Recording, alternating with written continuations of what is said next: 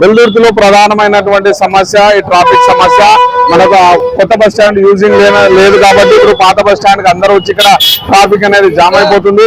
ఎవరు మరి ఈ ట్రాఫిక్ క్రమబద్ధీకరించాలంటే కొత్త బస్ స్టాండ్ అనేది మొదలు పెట్టాలని చాలా సార్లు చెప్పాము.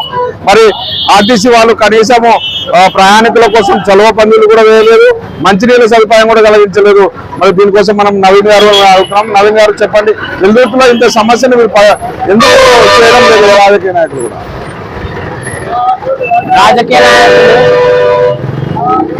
వారి యొక్క వ్యక్తిగత అభివృద్ధి చూసుకుంటున్నారే తప్ప గ్రామాభివృద్ధి చూసుకోవడం లేదు. ఇక్కడ ఉన్న లోకల్ నాయకులు, వెల్దుర్తి మండలానికి సంబంధించిన నాయకులు ప్రజా సమస్యలు తెలిసి కూడా లోకల్ సమస్యలు అంటే వాళ్ళు వ్యక్తిగత డెవలప్మెంట్ చూసుకుంటున్నారు, గ్రామ డెవలప్మెంట్ చూసుకోవడం లేదు. అదొకటి.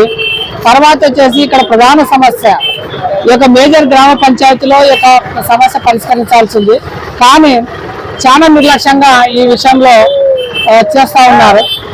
ఈ యొక్క ఎండాకాలం వచ్చినా కూడా కనీస వసతులు కల్పించలేదు అటు ఆర్టీసీ అధికారులు కానీ, ఇంకా వచ్చేసి రాజకీయ నాయకుల లోకల్ వాళ్ళ సహకారం కూడా లేదని అంటే నిజంగా ప్రజలు చాలా ఇబ్బందులకు గురవుతున్నారు. వాటిని ఇప్పటికైనా అధికారులు చర్యలు తీసుకొని ప్రయాణికుల కొరకు చల్వ పందిర్లు ఏర్పాటు చేసేసి ఉచిత మంచినీటి పథకాన్ని కూడా ఏర్పాటు చేయాలనేసి మేము కోరుతాము.